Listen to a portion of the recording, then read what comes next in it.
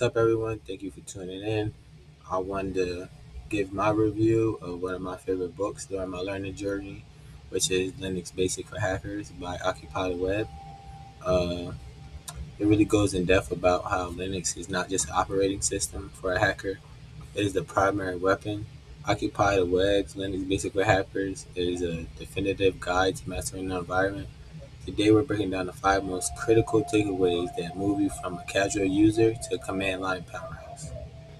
Okay, the first is mastering the file system hierarchy. In Linux, everything is a file, as I come to learn. If you don't understand where things live, you're hacking in the dark. The book emphasizes the file system hierarchy standard. You must know the etc file slash etc holds your configuration files slash bin and slash sbins contain your essential binaries, and the slash var is where your logs are stored. So we know the binaries and then the variables are the commands that are stored within Linux operating systems to make them function. Okay, and then using commands like master in the CD, which is the change directory, or ls, which is listen, the files within the directory, or pwd, which shows you the present working directory. And the commands isn't just about navigation, it's about understanding the anatomy of the system that you are technically trying to control. The second most important thing that I took from the book was data is useless if you can't find what you need. One of the most important chapters covering searching and manipulating text. By mastering wildcards like the asterisk and the question mark, you can target specific files instantly. So like we'll be seeing previously in one, the binaries and the variables. So, or ls, say we listing a file. Say you want to list certain types of files. You only know the first four letters. You put an asterisk in it with the first four letters and the asterisk, then it'll give you any file that's name has those first four letters and any letter that can fill in the asterisk as like a wild card. Why they call it wild card. And combining this with grep is the ultimate search tool, which is grep, is just a more defined search tool. Whether you're hunting for specific IP addresses in a massive log file filtering through system processes, the ability to pipe commands into grep is what separates the pros from the amateurs.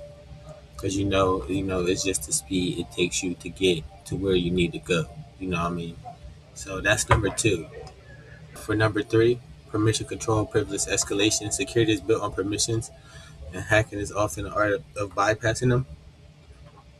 The book breaks down the chmod mod, own, and chgrp commands, which is the change mode or change owner or change group, which we know that all has to do with your permissions, like what group you run, what your user permissions are. You have to understand the tree of read, write, and execution permissions for user, group, and others.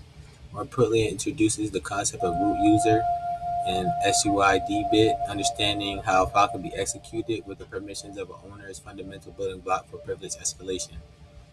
And number four, the network command line. You can't hack what you can't reach. The book moves beyond GUI to show you how to manage network directly through the terminal. This means mastering ipconfig or ipconfig, which shows you all your information about your current running system, or if you're on another system, their information, their IP address, their MAC address, what network they're currently on, checking active connections with netstat or SS, and manipulating the DNS domain name system with DIG and NS lookup.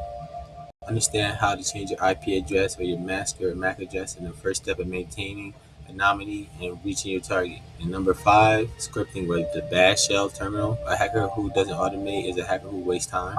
To find the evolution, this book is transitioning from single commands to writing bash scripts. We all know the revolution AI is coming. By using variables, loops, and conditional logic, we can automate complex tasks like network scanning or brute forcing. A simple script can do in seconds what would take a human hours to do. This is where you stop being a passenger and start becoming an architect with your own tools. In conclusion, Linux Basic for Hackers isn't just about memorizing commands, it's developing the terminal first mentality. Master these five areas: the file system, text manipulation, permissions, networking, scripting, and you'll have the foundation required for any cybersecurity discipline.